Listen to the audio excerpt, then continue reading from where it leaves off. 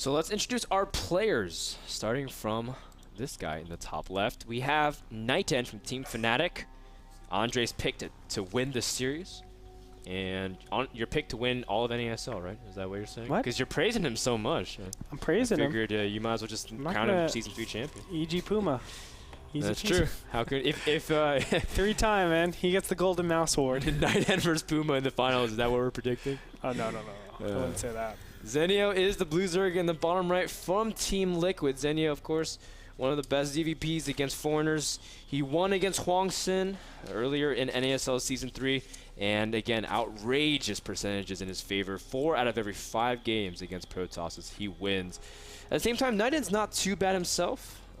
Again, he's taken games off Zenio before. He's 2-3 against him. And he had a controversial series against Zenio at IEM, especially because there was lots of computer and technical issues. And I guess people want to see the rematch between these two players. Well, here we have it in NASL for week number 4. $150 is on the line. And of course, ladies and gentlemen, this is live. I could prove it to you if I wanted to. But I'm not going to because the overlay is so beautiful. Yes, actually, we've been giving instructions. If people don't believe that it's live, we can just remove the production bar and all these other kinds of things. And some guy writes a new conspiracy Keanu thing. He's like, what if NASL is actually not live? And then there's like this whole theory thing. So, no, we're as live can be. We make mistakes, and we overcome them, and we become better for it. And, yeah, so we're just enjoying the night so far. No mistakes thus far. And we see NightEnD is going for a Forge and then a Nexus. It's a little bit more conservative play, but I like it. On Belshire Beach, just because the ramp is so wide and you can't ever be too sure you can finish off the wall. But solid opening from NightEnD thus far. I like the photon cannon placement right now. Yes. And look at that. He will place the pylon before the second gate, or the first gateway, rather. Interesting take on it. He goes up to 17 probes and just stops everything completely. So this is a style that we see many times. It's like super safe. It's not trying to get a huge economic advantage. It's not trying to push the tech, which would be the gateway and the eventual cybernetics core, etc. So I like where NightEnD is. It's very conservative, and off of this, he gets 2 assimilators. Yeah, and I want to emphasize the importance of this match, because currently, as everyone knows, Cloud Stefano are tied for 2nd, but if Zenio can land a good win here against NightEnD, he can comfortably place top 3 in his division, and he can leapfrog one of the players that will lose today. And at the same time, same thing goes for NightEnD. He's currently completely even at 1-1, and so this could be his way to start moving up. So this match matters not just because there's $150 offered, Andre, but because for positioning in divisions as well. And you want to be one of those top contenders because, as we all know, getting into the playoffs can be quite challenging. But if you get into the playoffs, it really lends itself nicely into making it to the NASL Grand Finals. And for Season 4 as well. And Season 4, that's true. You are not going to be relegated from the scene, so it's always nice to get more money for it in. If I was a player still, I would do things that would get me as much money as possible. And staying in NASL, those would be one of them. Yep. Just, winning series, and that's why in the end we make these great changes. Yeah. Oh, winning gets you money. Okay. That's what it is. Oh, I'm a little bit up. Oh. Well, there we go, guys. That's live as live can be. That is not replay. And it's like, no, they photoshopped that in the top center. NightEnD did not pause that game. But yeah, guys. That'd be so baller. If we really fabricated everything, we have really this overlay that pauses everything and just throws up NightEnd's pause. That'll be whatever. You were going somewhere with it. I was going somewhere with it. Don't worry about it, guys. NightEnD requested a pause. Of course, he is playing from Korea in the Team Fnatic house over in Korea. And Zenio, also, I believe, he's also practicing in Korea as well. Yes. But they're both playing on the North American server. And that's just the rules of NASL. We understand that there might be issues like, why couldn't they just play over Korea server? But that's just what the rules state, and we're going to stand firmly by that until the day we die. And meanwhile, we're still trying to figure out all these issues, and no updates. Zenio's putting lots of smiley faces. He's a very happy person. Zenio's actually really cool. Did you ever meet him? He always comes off as this brooding personality. Well, he's a really funny guy. He has a famous thing with him and Sen for NASL Season 1 finals. I don't know if you guys have seen it. Go check it out on YouTube. Just put in Sen and Zenio. What happened? Don't be like that. Okay, they play against each other, right? And they're going to shake their hands.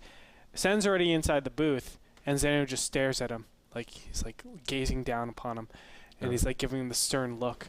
And Sen just goes, well, you switched into the game screen. Before Andre was able to do the face. Oh but yeah, looks like we have all the issues settled out.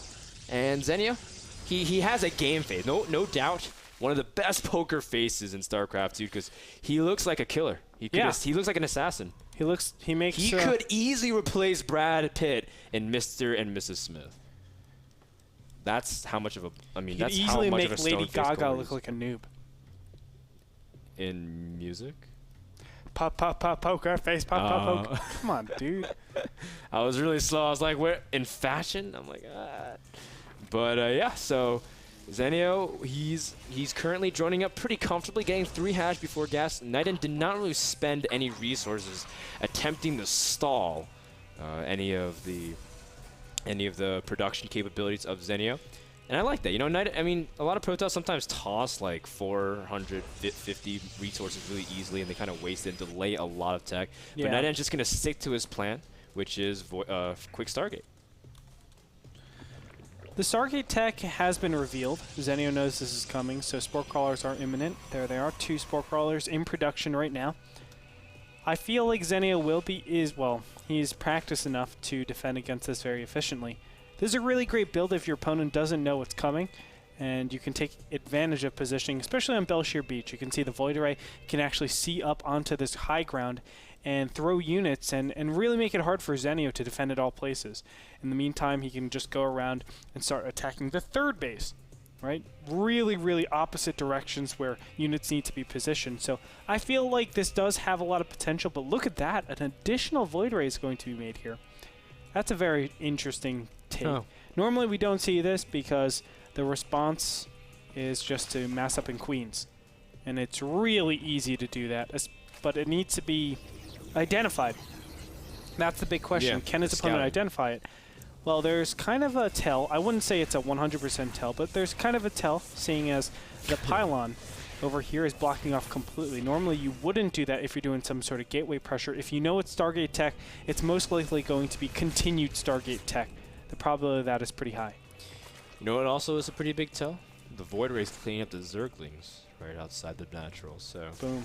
Headshot. And Zenio does know what is coming in. He's making more queens and another Spore and getting his Hydralisk Den, so he's preparing very adequately. Double Void Ray with no Phoenix follow-up, just like you were saying.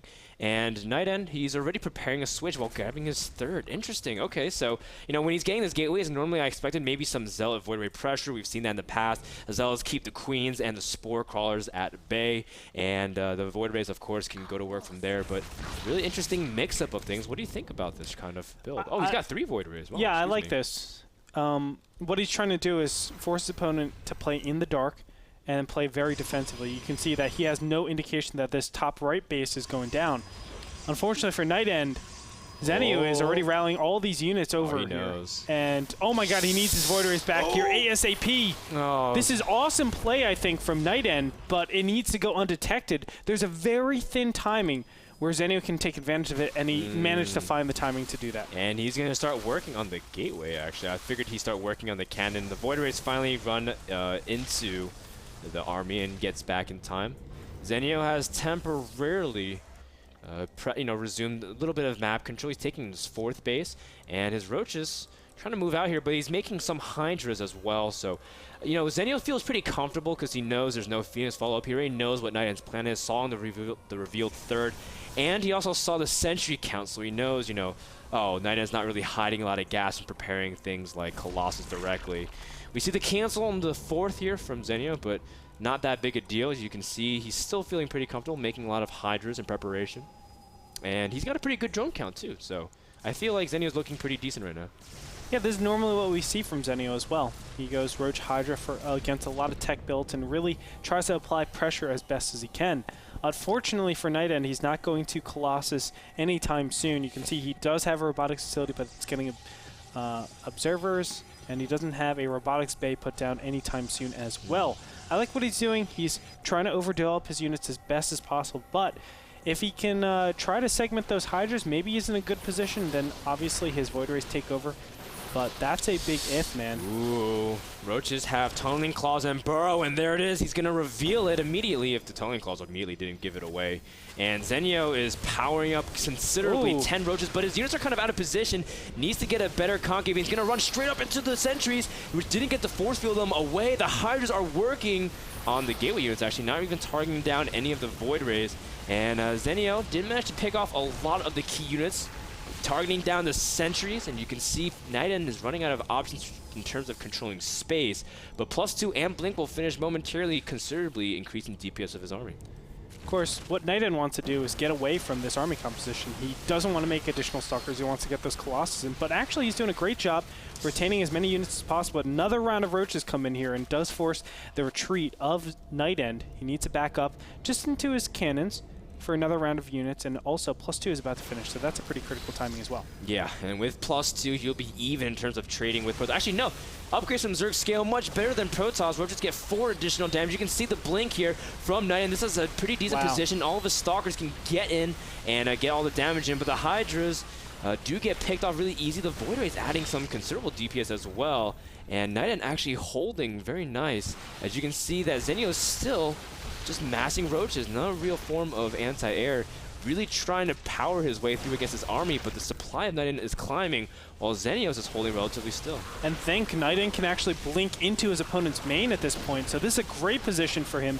He has map control. That's not normally what happens in ZVP at this point in time, and look at that, the engagement's just going to happen now. This Void Ray, or these 2 Void Rays, just go unopposed. They don't have to worry about anything. So NightEnD, if he just trades shields for time, his Void Rays are going to be the ones that does all the work, and he's in a great position to win this game.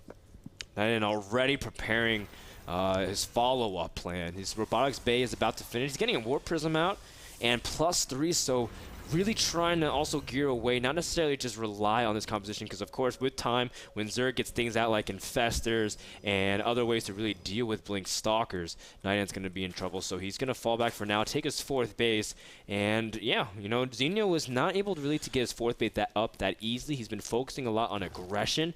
You can tell his creep spread has also not been that far forward, and NightEnd, you know, he's coming out pretty good on top. 16 minutes of the game, and he survived a huge wave of Roach aggression. Not only that, he has the initiative going into it. I mean, his army control, or excuse me, his army composition is the one that's dictating the fights. It's the one that's also forcing the battles wherever you want them to be. Anytime Zenio goes in for any aggression, NightEnD instantly just backhands it and says, no, I don't think so. Now look at this. The War Prism is going to force all these Roaches into this bottom left-hand corner. There's nowhere to run, really. Oh, well, he doesn't trap them in.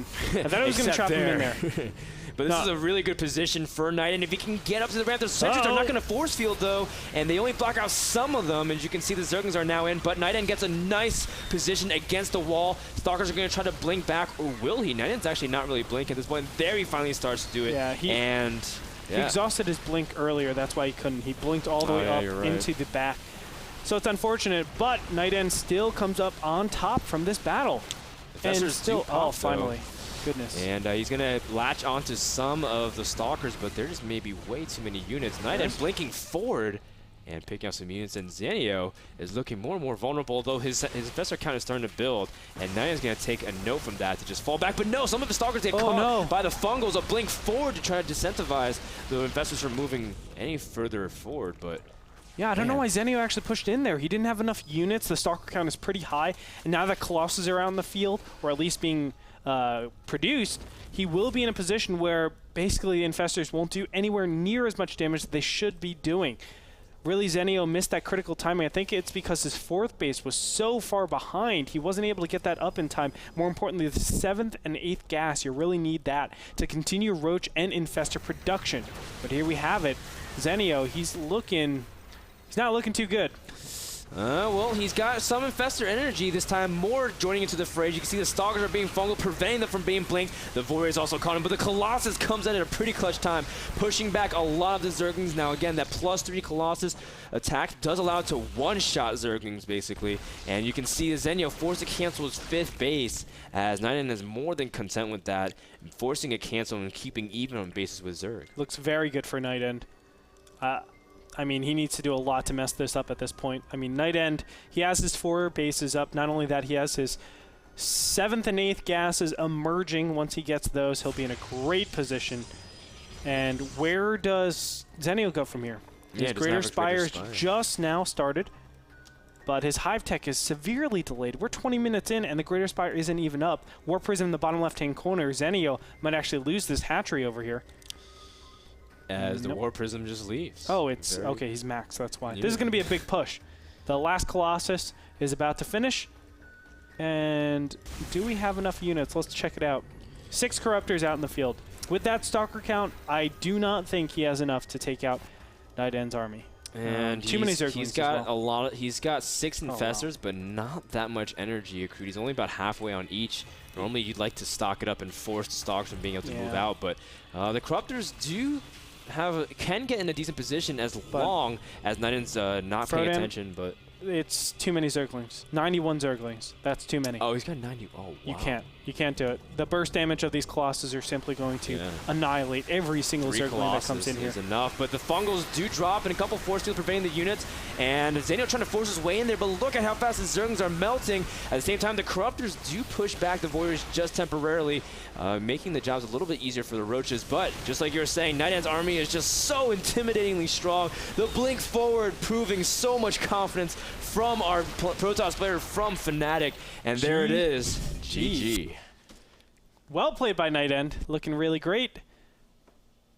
Yeah. Really, textbook style. Yeah, pretty good. That was pretty textbook. Well, the 3 Warriors wasn't exactly textbook, but in terms of pressuring Zerg while expanding and being able to defend and just generally playing really conservative and picking off bases and containing Zerg, that was pretty textbook-y. Yes. And in general, I'm really, I was actually pretty surprised how effective NightEnd was. He was good at pulling back also the times he needed to.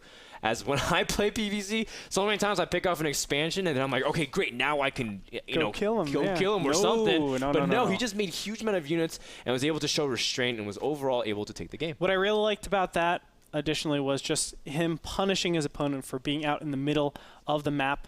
One of the big things was Zenio was trying to punish his opponent for taking that 3rd super fast, but he stayed out in the map too long. If he didn't do that and just used his Hydras to play defensive against the Void Rays, the Void Rays wouldn't have such a key role throughout that whole game. Those 3 Void Rays got so many kills, racked up so much damage. I think they paid themselves maybe 10 times over. It was really efficient to have those Void Rays out in the field. I think the critical mistake was Zenio did not tech fast enough. He put too much gas into remaking his army, remaking those Roaches, and from there he just spiraled downward. I want to thank the sponsor of that game, iBuyPower, for providing the NASL computers and allowing us to broadcast each and every day of the week. Check them out at iBuyPower.com. We'll be back with game number 2 between Zenio and NightEnd. I was going to wait for you to say NightEnd. Sorry. So you can finish my sentence. We're not there just yet. We haven't connected that much. But guys, don't go anywhere. Game number 2 is coming up right after this.